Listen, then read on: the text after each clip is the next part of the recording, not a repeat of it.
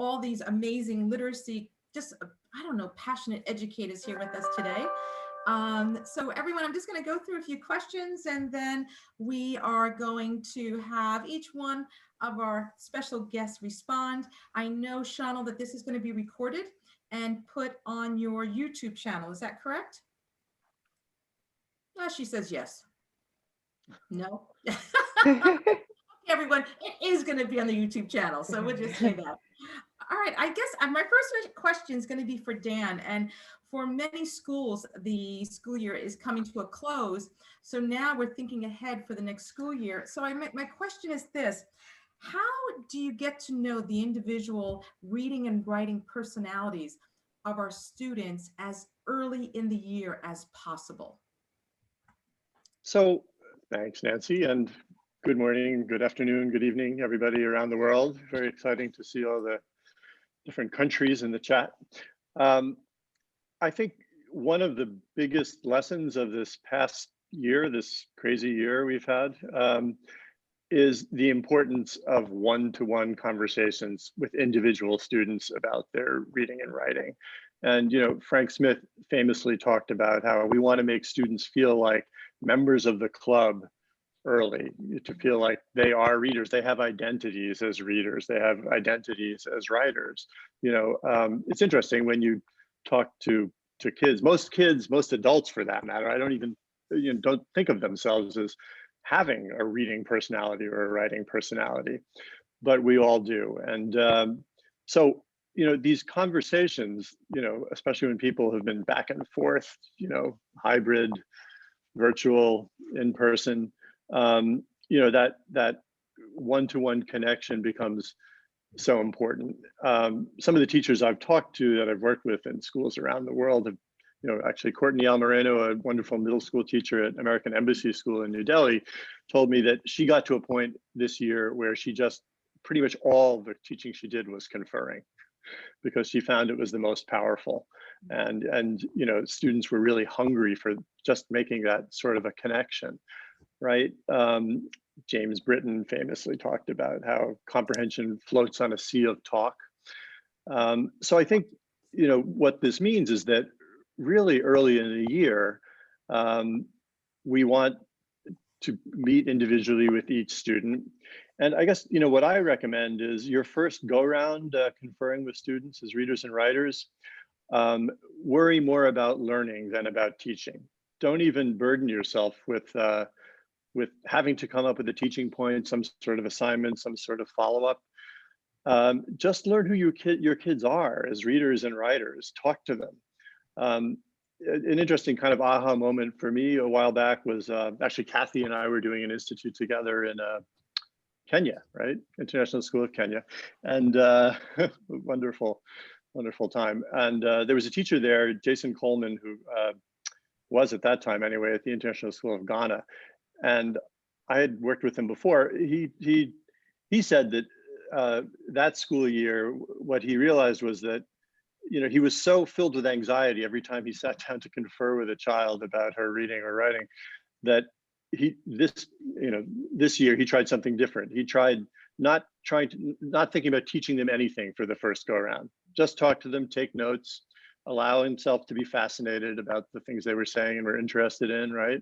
And then he found his second go around with each kid, he felt more focused, he felt less anxious. He went in with some thoughts about where the conference might go. He was still taking his cue from the kids, but you know, he allowed himself that opportunity to just learn about them and not worry about teaching. And I think you know, that pays off on several levels. The kids, you know, you only, what's the cliche? You only get one chance at a first impression, right?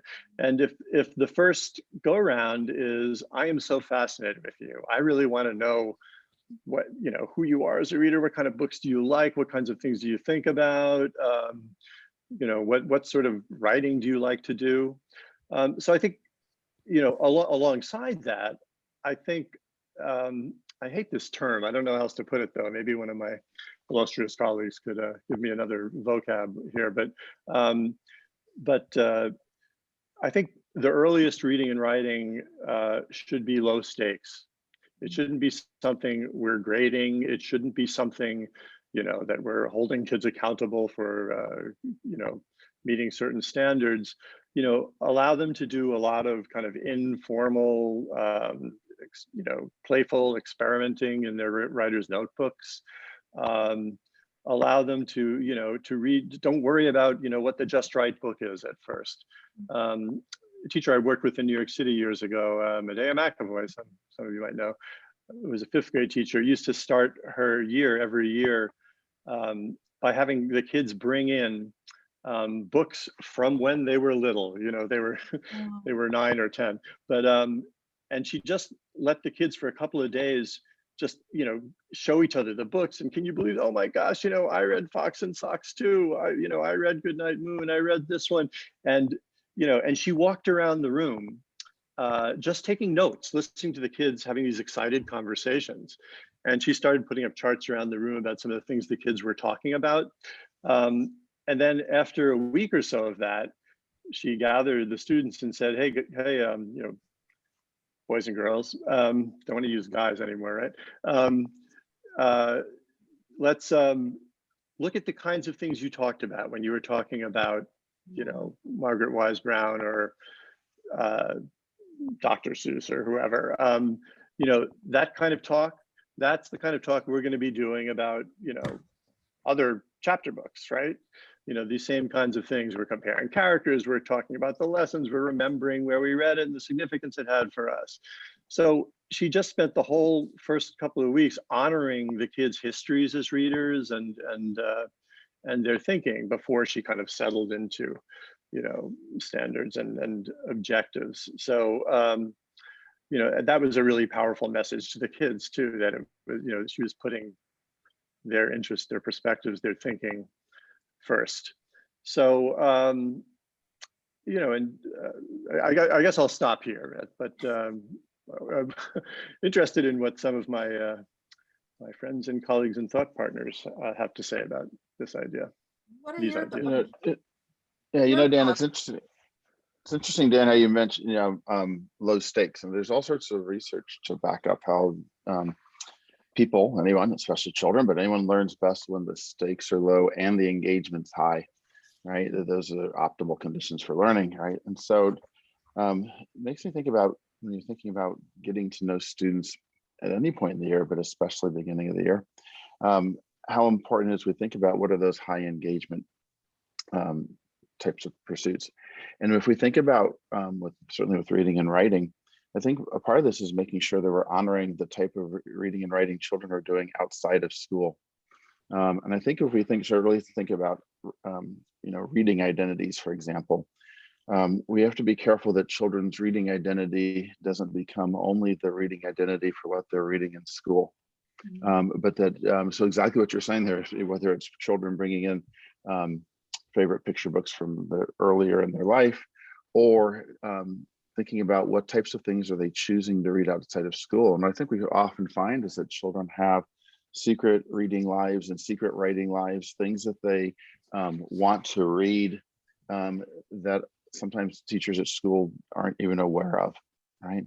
I was thinking about our friend Tawanda's daughter, who is very into anime, right? And just this whole reading life. I mean, I've have learned some things about that whole genre, which isn't my go-to genre. But what's from her, but what's so interesting about it is how much she knows that may not be valued at school, right, or known at school. And so I think a starting point is what types of things do children like to read? Do we value graphic short stories and graphic novels in school? Do we value children who read or value their reading of video game manuals and all sorts of types of very meaningful, practical reading that children are choosing to engage in, or the highest engagement and low stakes reading, but is often not known or valued at school. Kathy or Jess, you want to add to that? Thank you, Matt. That was gorgeous. Just really, I love the idea of the high engagement. And I can't see everybody who's guests here, but I can see everyone nodding.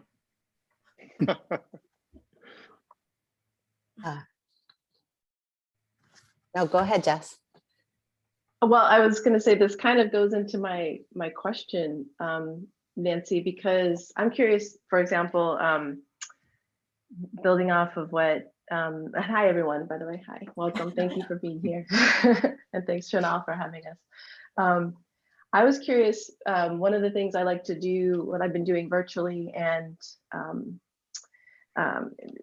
formerly in person, was to get to know kids and what they're curious about. So I'm wondering if you all wouldn't mind putting something you're curious about in the chat, because thinking about people's secret reading identities and writing identities are often tied to what they're curious about. And that is something that Harvey Daniels kind of talks about a lot with his inquiry work, right? Is getting to know about kids' curiosities and the different ways we learn about kids' curiosities. And so when kids share about what they love and what they are interested in, that's an insight for us to really start to cultivate, because it really sort of lets us see who they are and what they care about, and that's part of creating a safe environment. So I'm not sure if we're ready to go on to the next question, but that's what I would add, is really tap into kids' curiosities. I'm a basketball player, for example, and I read a lot about basketball, watch basketball. Obviously, I make all 4 of my kids play basketball. And so your interest really drives sort of your conversations. It drives your literacy life. I would argue too, it drives your math life and your content literacy life too. So because when you fall into something that you love, you want to know the science of it. You want to know the math around it. So it's a really authentic ways to get to know your kids when you can figure out what really gets them going. Thank you. Well, it's like Right. finding out, Jessica, finding out, just for yourself, what a huge Phoenix Suns fan you are. So that's it's those very those little things that people might not normally know about children. So everyone should know. Lakers, LA, Lakers. Oh, that's Knicks. right, Lakers. I forgot. It's easy. Now, Easy to forget about, now. about the Lakers. Easy to forget about the Lakers this year. Sorry, I got that confused, Jessica. You need to take this to Brooklyn the Nets. chat. No, don't bring up Take the you can't bring up Take the it to Yankees the either, chat. Kathy. Take it to the chat, Matt. As long as we knock out Matt, why did you bring violence into this morning? That's what I Well, need to know. it's either that or Dylan will Bob Dylan, right? So yeah. Yes, I know you've. I just a quick thing to jump into, Dan, and in the spirit of Carl Anderson, who would, that sounded haunting. He's just not here for conflict. So let me put it that way. But one thing I learned, and I love how we learn these things through telephone. So Matt and Carl have been doing some webinars. So it was in a conversation with Matt that I heard about Carl saying, because I wasn't a participant in this webinar, but Carl talks about discovery in a conference, and I think Dan, those early conferences you're talking about are so about discovery. And when you said something about don't worry about the learning, not the teaching, but the teachers also a part of a conference. And I think we need to give ourselves some conference space for discovery for our learning about the child. And so I was just talking to a teacher the other day and a school in Bogota, and she was having a conference with I was observing a conference with a young child. And so I almost think of it in Morse code, like dots and dashes. Sometimes our conferences are like dashes, where they're really inquiry conferences, discovery conferences, like, getting to know you. And you have these at the beginning of the year, but we can also have these throughout the year, because kids are constantly shape-shifting throughout a year.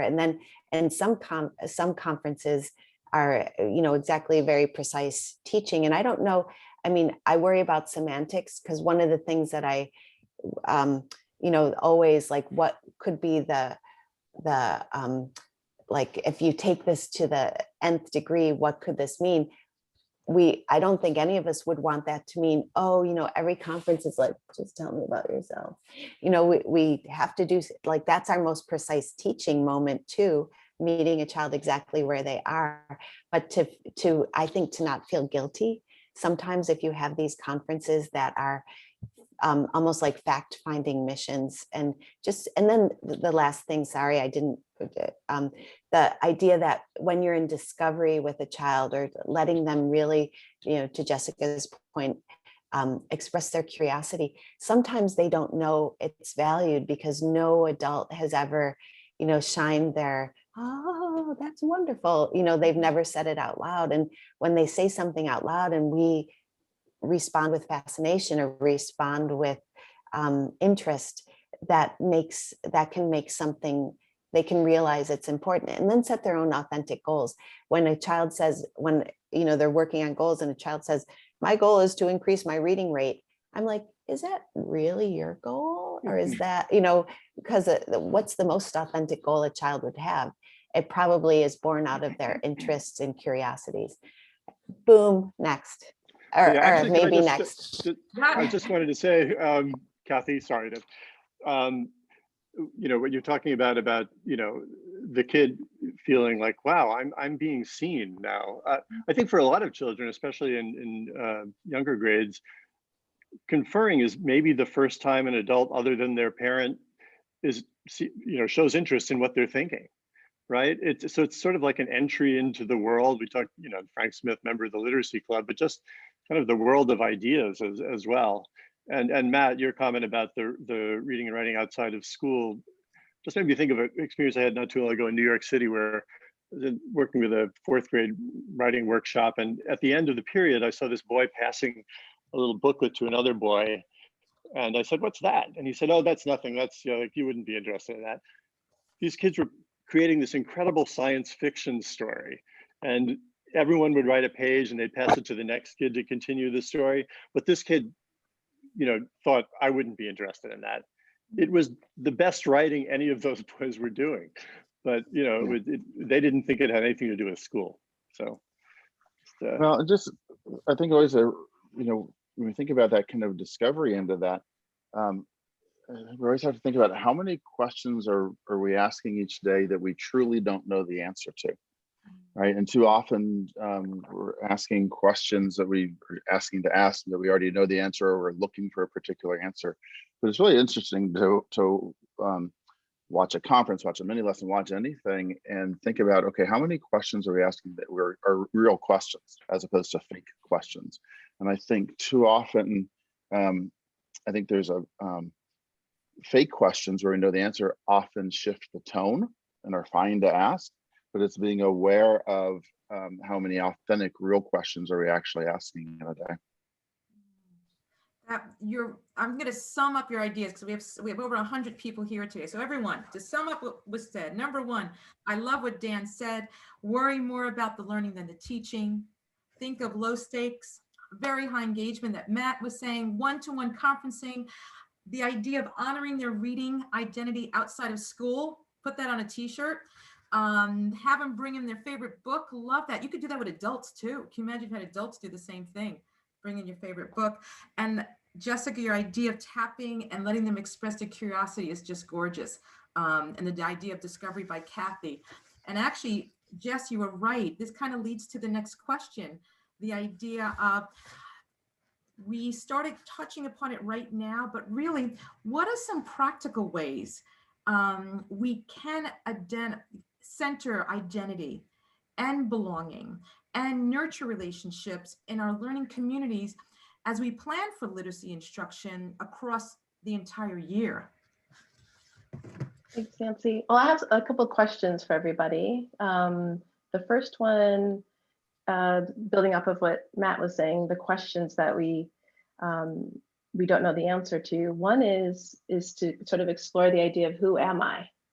And I have a really fun time and powerful time just working on that with teachers, right? When teachers are thinking about who they are, it helps sort of unlock this experience for their students as well, because they see the value in spending some time thinking about yeah, how would I describe myself? What are some of the things I feel safe enough to share with my colleagues?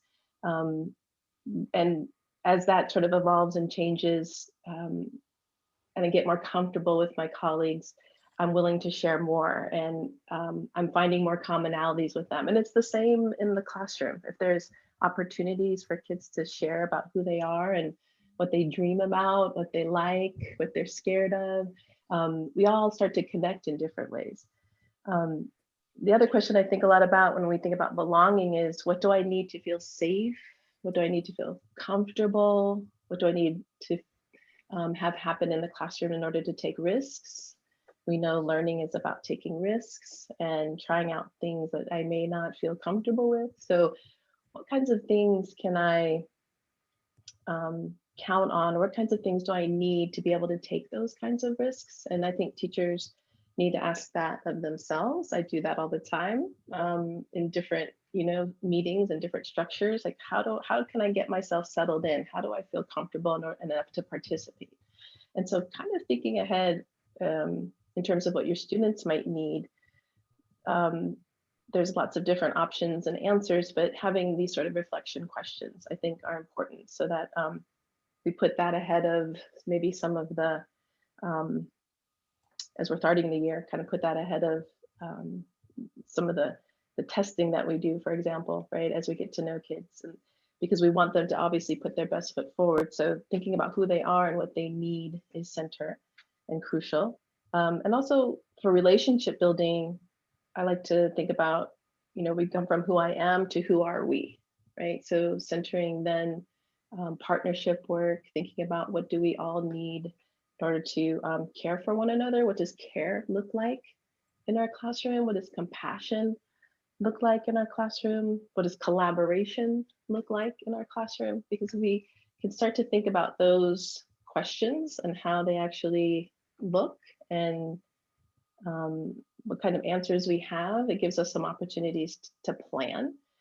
And then some practical ways to have kids. It's kind of funny because I think kids are sometimes hesitant, but most kids typically like to share a little bit about who they are and what they love and what they need, if we can find time and space. Even if it's just 5 minutes a day. Sarah Ahmed talks about soft starts and starting the day off with choice reading or choice writing. So giving kids time and space to share about who they are and what they love. I know I've been doing a lot of work at the beginnings of, I work with some 6th graders and we have a book club. I just started working with some students in China and we started a graphic novel club. And one of the first things we did is to create our Jamboard pages about who we are and what we're willing to share and what we love, and how we can, across our time together, go back to those pages and add on as we become more familiar and safe with one another. We're willing to reveal more things about us.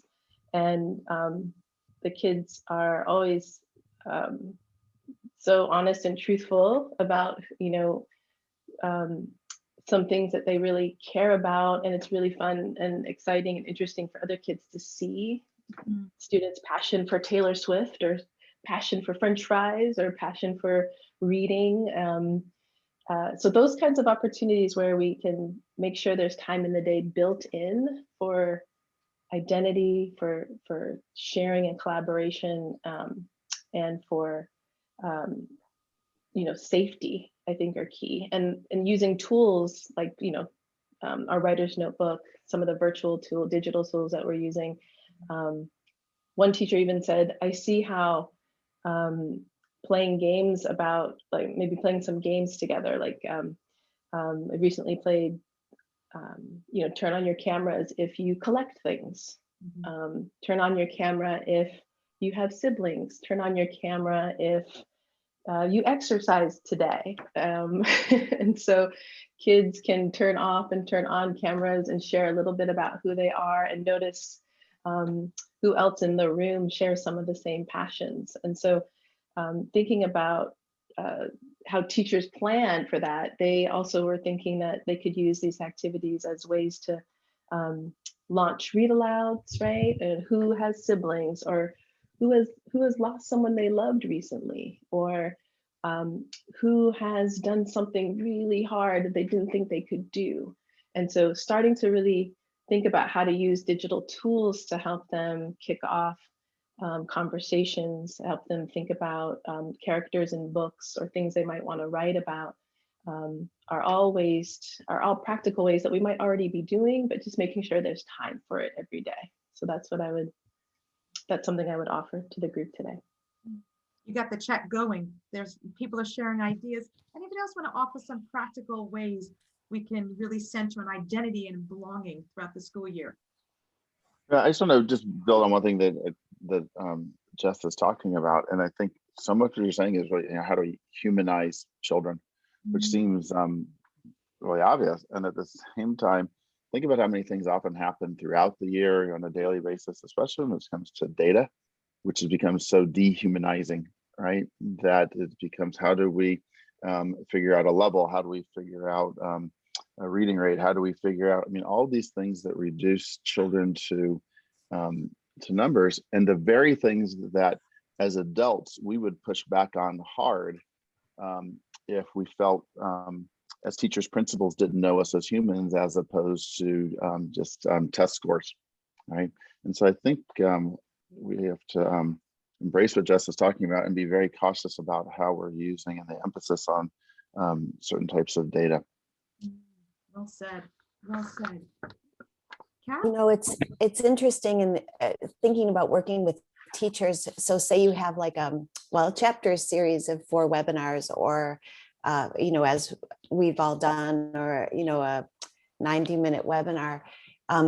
There's a continuum, and one end of the continuum are the people who want to just get right down to business, none of this stuff, and then there's the people who really you know, appreciate time spent, you know, like put in the chat, what do you know, one of the questions I love to ask, especially if I'm working with a school community who all know each other and I don't know them, you know, what would be a job you would do if you weren't a teacher? It's a very simple question, but they don't always know that about each other. So as coaches and staff developers, when we're, you know, instead of, oh, tell me your grade level or your role at school, your name, asking a question that would reveal something that they might not ever, that they don't know about each other, can be like, oh, you know, and start creating these links. But another thing too is I'll say to teachers before something, you know, sometimes I'll send out a little survey or Google form. What do you need to do your best learning? And what's always funny is 50% of the people say, I really need to process and talk, like have time to talk and process. And 50% of the people almost will say, just stay on the job. Like, I don't want to turn and talk because they're shy about it. Or, I mean, we have friends who get hives to go into breakout rooms just because that can be. So knowing these things and then thinking about, you know, taking this into the classroom, you know, when somebody is stressed about a collaboration or a participation, getting underneath the reason why, and how do we then create conditions where participation doesn't look like just one thing, that there's lots of ways to participate for, you know, so this is such just important information to create, as Jessica is saying, safe classrooms where everybody feels seen, Dan's words from early on, seen and valued. Yeah, tag over to Dan. Yeah, so, well, it's interesting because we brought up a lot of different aspects of identity here, and I'm really glad you came up with that question there, Jessica, that, you know, clearly there's, you know, what are you curious about? Then there's that stuff we were talking about earlier, you know, who are you as a writer? What kinds of writing do you do outside of school? What kinds of books? There's also, and I think, you know, this is a tricky one, there's your cultural identity. And there's a tension that I've been sort of thinking a lot about lately. I'm in the midst of writing a book about reading and writing conferences and identity. And, you know, there's this tension between allowing for choice, which is so critical for engagement, but also kind of providing enough diversity in the types of books and writing that, you know, that kids have to choose from.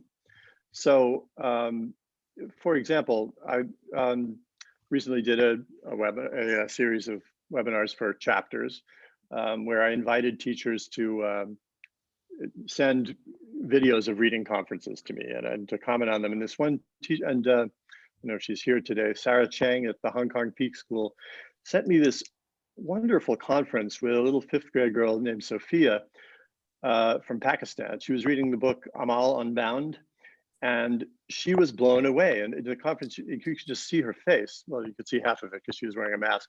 But she said, you know, I can't believe it. This book is about a little Muslim girl in a small Pakistani village, just like me. I come from a small Pakistani village. And, you know, and she goes to this market with these stalls. That's just like the markets we used to go to.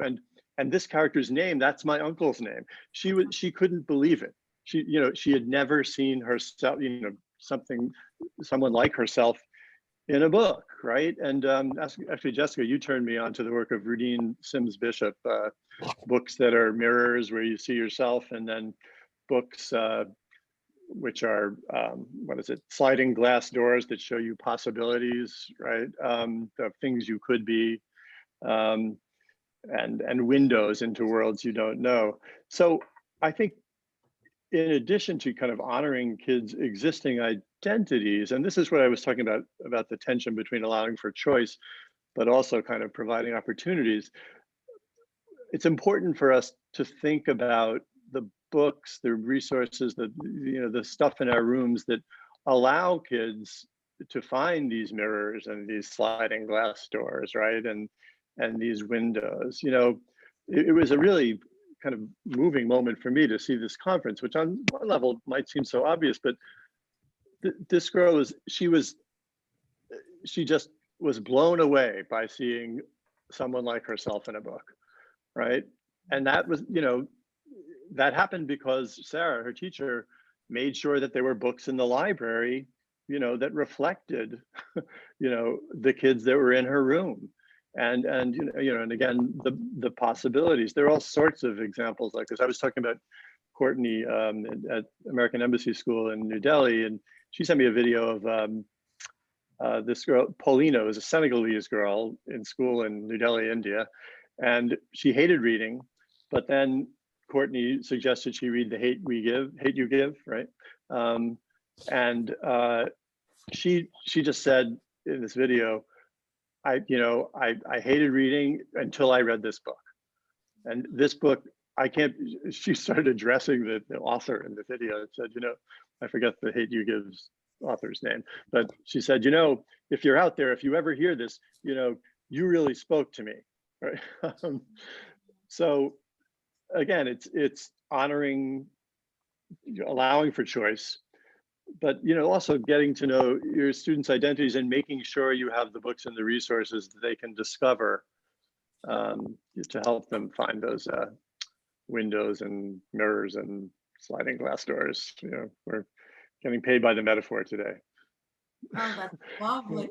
So after this webinar, all the teachers in this room, you need to go to your classroom and do an audit to make sure that, I love the idea of reflecting on your current literature, your books in your classroom, and do they really nurture students' identities? So that's everyone's job once you leave the webinar today. So put that on your list of things to do. We're going to move on to, as we all know, the challenges of COVID this year between looking at well-being, looking at all that teachers and families have gone through, but it's also been a very big learning curve. And I think all of you have worked with so many teachers virtually. And I guess I'm going to start with Kathy with this question is, what are some skills teachers have grown, teachers have really honed in on during this pandemic that are worth holding on to as we move forward? And Kath, please start. Okay, thank you. And also greetings, everybody. Thank you for being with us in your morning, noon, and night whatever, whatever it is. So yeah, so I've been thinking, well, I think we've all probably been thinking a lot about this, about what there's so much that's lost and so much that's been hard and so much that's been a struggle, but people have also, children and teachers have so risen to the occasion, and there's a resilience and a, it's, well, here in the States, it's May, we're coming to the end of the last month or so of school in many places, and still there's an energy and a buoyancy in many classrooms. So I think it's been amazing to see, and I wish the world knew this. So learning gains, there's been a lot of gains, to combat the learning loss narrative that, well, I'll leave that for another session.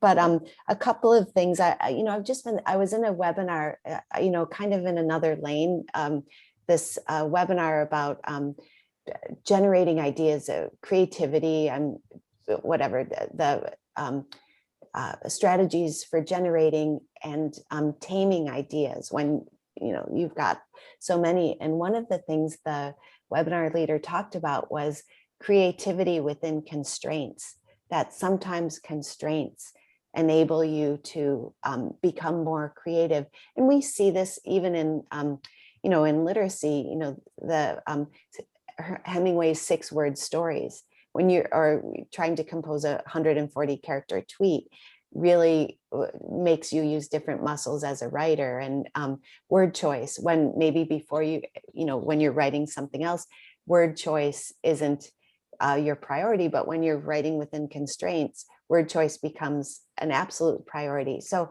I think of the constraints of teaching distance situations or hybrid situations, and even constraints when people are in person. Kids have to be 6 feet away or 3 feet away. Everyone's in masks. A teacher in the chat referenced, it's so hard to confer with kids when you're distanced with masks on, even if you're in person. And I was working in a kindergarten classroom, and they were doing phonemic awareness, some rhyming work, but when people have masks on, you can't tell, so anyway, even live in times of COVID, there's constraints. So I think in these constraints, in some cases, we've been able to pare down to essentials. And it almost takes us, a little bit, not full circle, because we still have another, Matt's gonna speak, but to Dan's first thing about the importance of the one-to-one. And so what superpower, I don't mean to use that, what powers teachers have gained is the ability to see children 3D, where we might not have been able to when we just, the old pipeline was school to home. Take this home, like, here's what we learned in school, goes home. But there's so much more home to school coming in when we're literally, well, not literally, but virtually in children's homes. When, I was in a classroom, and a child learned how his eyebrows moved. And I was watching it in real time when he was coming up, flickering his eyebrows. And so to have a conference with that child, and to let that be your soft start of the conference. You know what I noticed? It looks like you figured out how to move. Can you show me how you do that? It's just a little warming up into the conference. So teachers, the child who has the little sibling on their lap while is talking to the little sibling, you see a tenderness that you might not see just as that child comes into school. So I think we've got, I've done this keynote before about the lenses in our teaching, and one of the lenses we have now are 3D glasses, that we could possibly see kids whole, wholly, and now I'm digging myself a word hole about this. But you see kids' lives, you see their families, you see what matters to them, what objects are really important to them, and that's interesting about identity too, because there's identity, a child, like our self the identity, our self-actualized identity, the identity we see. There's also socially imposed identities. And sometimes in school, kids get a socially imposed identity. Oh, she's the blah, blah one, and he's the noisy one. And so this being in different modes of teaching with kids, I think has just made it so much more 3D. Then this agility, I cannot even believe.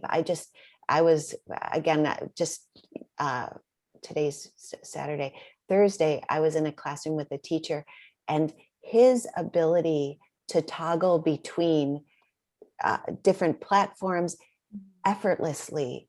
It was like he was speaking a million languages and everyone understood it in the classroom. And I think everybody is so much more agile, and that will bring that into our teaching. And we have so many multitudes of ways of conveying information, conveying things in an engaging way, that just building those skills. And then finally, I think about, when an athlete is injured, say, my son is a runner, and if he's injured in running, they'll want him to swim or to keep his aerobics up. So while he's injured in running, he's building other skills, so I think while teachers, we weren't injured, I don't want to, make that direct comparison, but our teaching was stunted as we knew it. But we've absolutely, everybody in the space has gained so much, so many different skills and strategies that I think that would be a really powerful end of the year conversation in a school. Who are you not, like, in going back to identity, what have you added to your teaching repertoire, your teaching identity? What has become stronger for you? But also what might be out of shape because you haven't, what are you predicting that you might have to rewire or rework on when you get back live? So I don't know, I turn it over to my friends in the presenting room. What have you noticed that teachers have strengthened or discovered or will bring back when things hopefully get back to a new normal? I just think, Kathy, what you're saying in terms of we have such a different insight, especially online, right? Into children. So I had just the other day, conversation with a child in her room. There's just a little unicorn sticker kind of over her shoulder, kind of stuck to her bedpost where she's sitting on the floor. We ended up having the best unicorn, alicorn, Pegasus conversation. If no one knows the difference between alicorns, unicorns, and Pegasus, stay on the chat or stay on after it, and I'll help you enlighten you. But I learned all sorts of stuff I didn't know about the difference between alicorns and unicorns. Anyway, and I just think it's easy and natural to have those conversations when you're in children's environments, right? As opposed to when they're in our classroom environment. And so again, thinking about how do we make those classroom environments feel like they might feel at home, and valuing those things that give us such an insight into children's lives. Lovely. Dan or Jessica? Well, it's interesting, thinking of this question, the skills that we've honed during the pandemic and that we want to hold on to. And I think, just to reference what I talked about earlier, many teachers I've worked with over the years, often the work I'll do in schools is about conferring, and no one doubts the value of it, but teachers often feel like, I have so much else to do and I can't fit it in. And I guess I don't really know a single teacher who didn't have some sort of aha about the power of conferring during the pandemic, because you were sort of forced to be one-on-one on Zoom. And two, on the flip side, some kids who were too shy to kind of engage in a conference in school, thinking that everyone's looking at them, on Zoom, we're able to kind of open up. And I think a lot of teachers who were stressed out and felt the time management was too challenging will be going back to classrooms thinking, okay, I've got to figure this out because conferring is so powerful, I need to do it, right? That's one thing. Another, which is maybe somewhat more mundane, is I think some of the tech skills we've picked up over the past year, you know, can and should continue, right? Some of the you know, breakout room stuff, and you know, I saw kids going off and having book club meetings, impromptu book club meetings on their own outside of school, you know, because that was a platform they could use.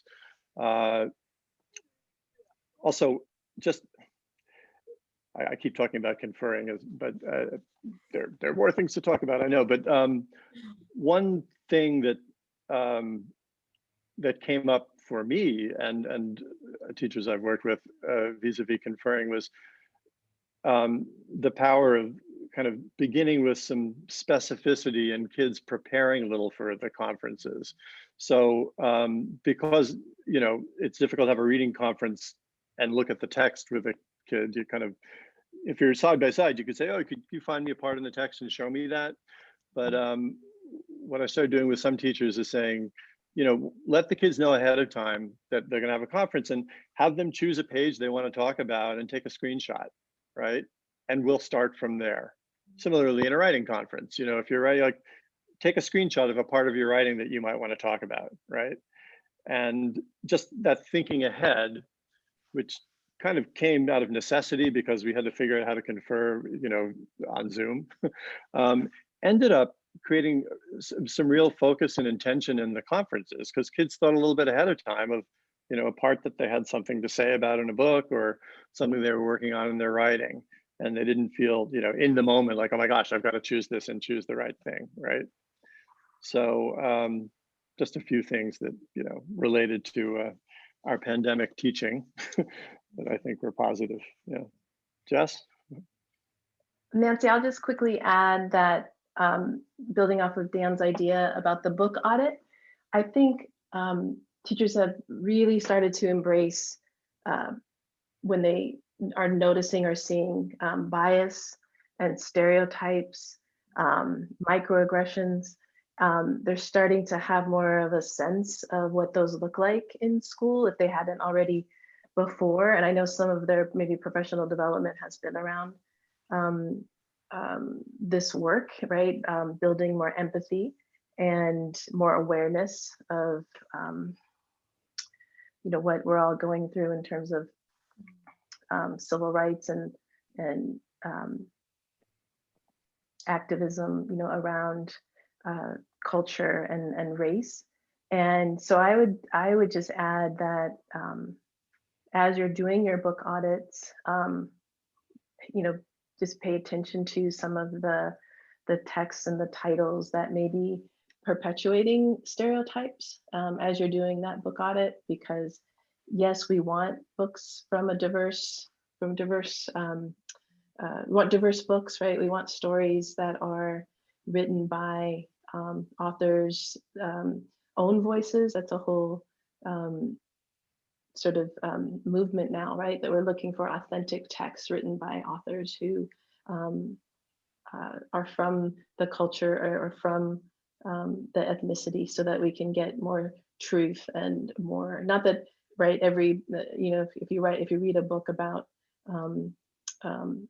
a Black boy, that it's significant for all, this is every Black boy's story, but just to be aware of the kinds of books that we have in our classroom, and making sure that we have ones that for sure reflect who our kids are, and also books that maybe they don't have a lot of experience with different cultures and different ethnicities, and making sure that they have opportunities to visit those books and engage with those books as well. And just to be on that lookout for stereotypical types of literature. Yeah.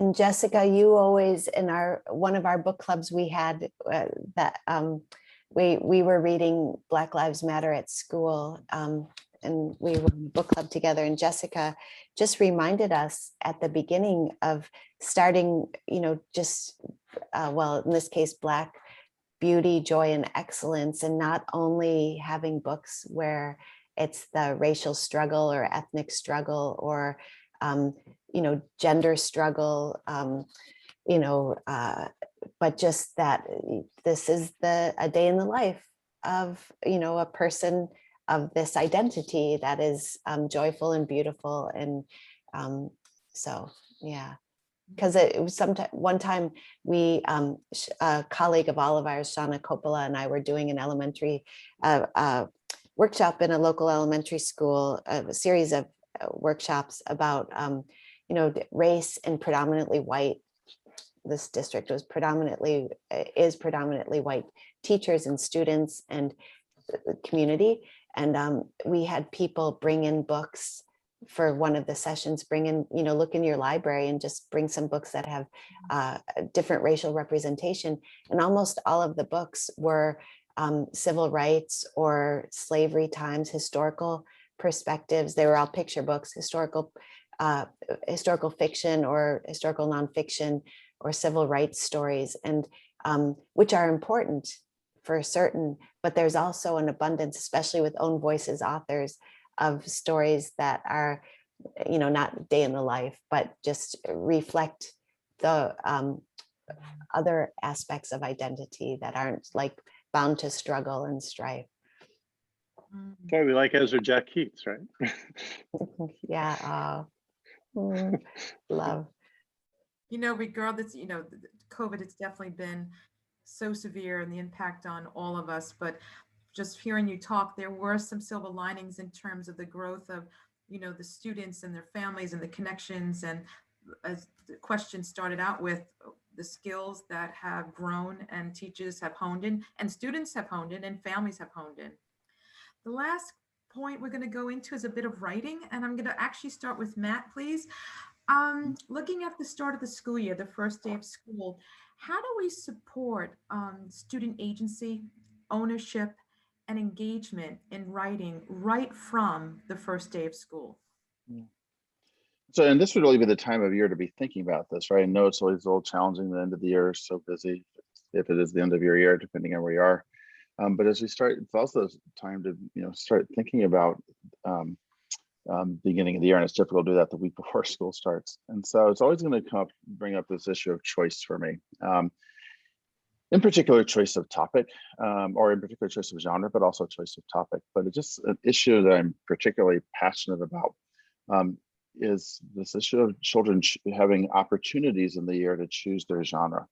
Not all year, and I love genre studies, but opportunities for children to choose genres, in particular at the beginning of the year. And just so I've been at this point for a while, that I just would not start the year with a genre study. Right? I just can't figure out any advantages to it. I can't say it strongly enough. And so I certainly have plenty of time to get to genre studies, but I get so many advantages out of children choosing genres and what we learn about. Think how many issues we've talked about today that tie into that. But one of the things I think about also is I think sometimes people embrace that, but then start to look at choice of genre or children choosing topics as this otherness, meaning, yeah, we can write about what we want during a soft start.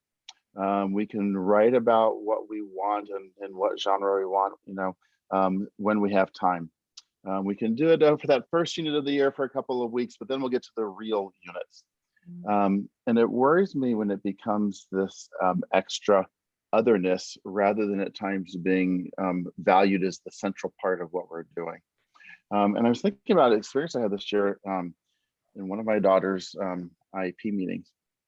And we were talking about, it was with her English, part of it, we were talking with her English teacher, who she has for 2 classes this year, for just a regular 12th grade English class and for a podcasting class.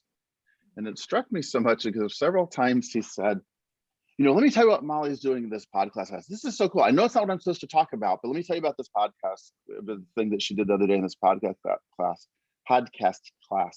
And it was so clear that I understand the pressures of it and I understand why, but it's so clear that it was kind of like, well, here's the real English class. Oh, and here's this extra podcast class. It was this otherness to it. Yet all of the most engaging things, all the things that impacted Molly the most this year, the things that had will have the most lasting effect on her, were in this class where the stakes were a little bit lower and the engagement was high, like we were talking about before.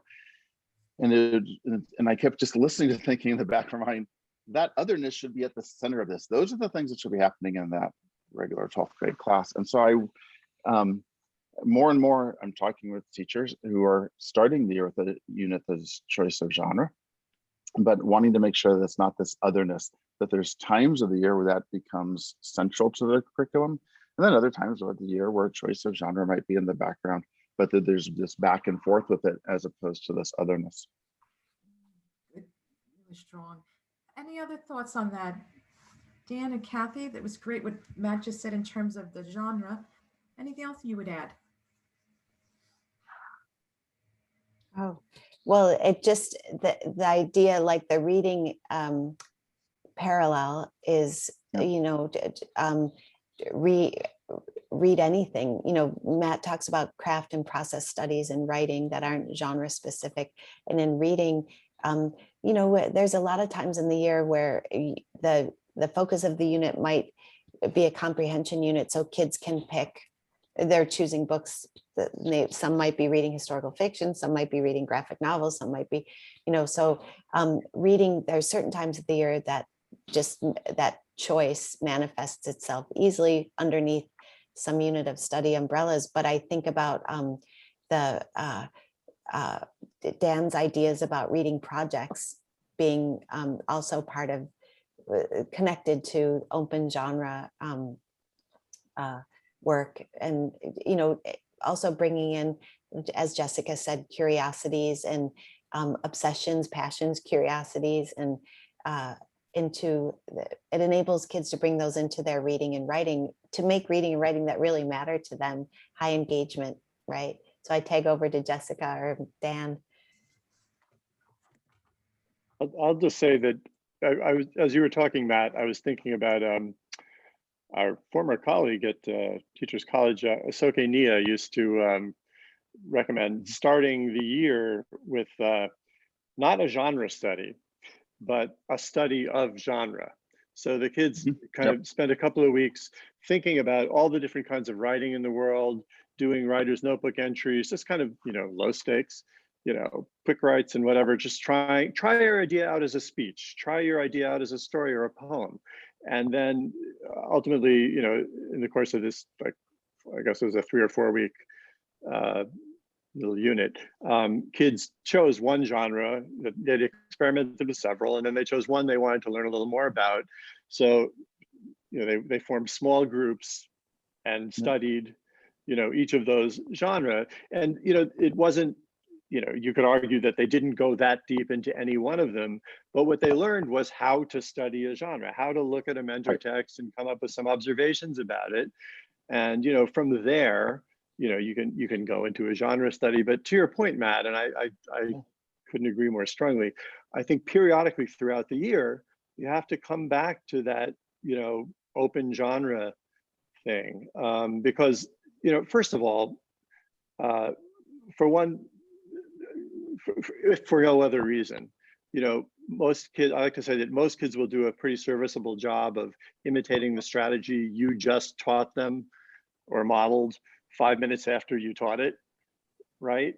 But if you don't allow for open choice, you never get an opportunity to see if they really learned it, if they kind of independently make the decision to go in and do that thing, right? So, you know, your mini lessons or your teaching points in those open genre units can be about word choice or craft or conventions or all sorts of things that kind of go across genre, right? But, you know, continually coming back to, you know, I would almost argue, and Matt, I'm curious to know what you think about this idea that, you know, you want to follow up any genre study with an open genre, if not unit, you know, just a week or two, right? Yeah, I would certainly think about the balance of them across the year, and I wouldn't go just for a week or two. I'd have full, rigorous units that are just organized around an idea other than genre, right? I'm so glad you bring up Ahsoka because she's the master of that. And one way to think of it is if people care so much about the issue of genre that they have nothing but genre studies in a year. So if you only have genre studies, you must think, well, the idea of genre is pretty important. Well, the best way to really understand the concept of genre is when you choose your genre, you have to think about what genre am I writing in? All of those issues around that. If we care that much about genre, we should certainly have students making some decisions around genre. So anyway. Yeah, the other thing too, I'm sorry, I didn't mean to hog the show here, but I think one of the, you always, Kathy and I taught with a wonderful teacher, now principal, Adele Schroeder, who used to say, you always have to think about the worst possible way something can be used. Kind of a pessimistic world outlook.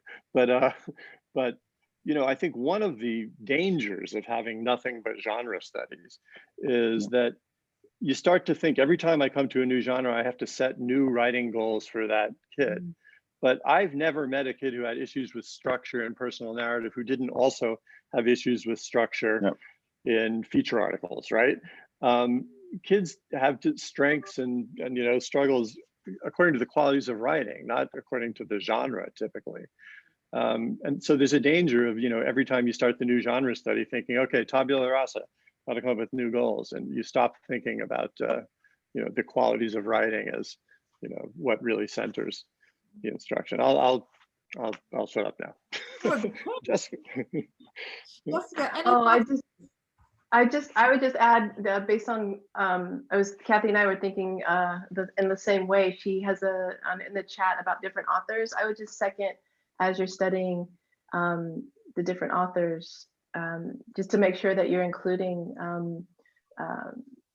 transgender, women, different authors of different races. We were just launching a unit on graphic novels, so we looked at Jen Wang, who is a Chinese author, and Magruder, who is a Black author, Kazu Kibushi, who has the Amulet series. So really trying to also tie in that there's within that genre, there's lots of different authors representing lots of different and diverse cultures and ethnicities. So be sure that you're thinking about sharing with kids that it's not just certain authors that write certain books. Well said. I think everyone, you can see the chat getting quite a buzz with sharing of authors, and that's been really powerful, I think, for everyone attending. Before we go, we want to know, and I guess this is up to Shonal to share. The four of you are just so passionate and gifted. Everyone just really appreciates and honors your work. What is next, Shonal, with these wonderful, wonderful educators we have with us today? What's coming up really is the August Institute like we had last year, the Literacy Institute, but it's a little different from what we did last year. So please do look it up. It should be on the website in the next couple of days, Monday for sure. We just kind of got a little late putting it out, but do look out for it. It's all about how do you start your year with reading and writing, and what is it that how to teaching and what cultivates teaching. So that's what it is. So please do check us out, and we've got a lot coming up. So a little bit of advertising right now. We've got a lot coming up this fall and summer as well. And I have to say thank you. Thank you, Matt, Kathy, Dan, Jessica. Jessica, special thank you. It's 3 a.m. where you are. And that's a special thank you for you. And thank you, Nancy. As I keep saying it, this cannot happen without you. It adds to the buzz of it. So please, and thank you all for being here. I know it's not easy for another webinar, another online PD or talk, but thank you all again for being here. And I see a whole lot of people from India, so please, please, please stay safe. It's crazy, I know, out there, so please stay safe. And for everybody, it seems COVID's not over. You might be vaccinated, but it's still not over, so please stay safe. And thank you all. Thank you. Thank you. Yeah. Thank you.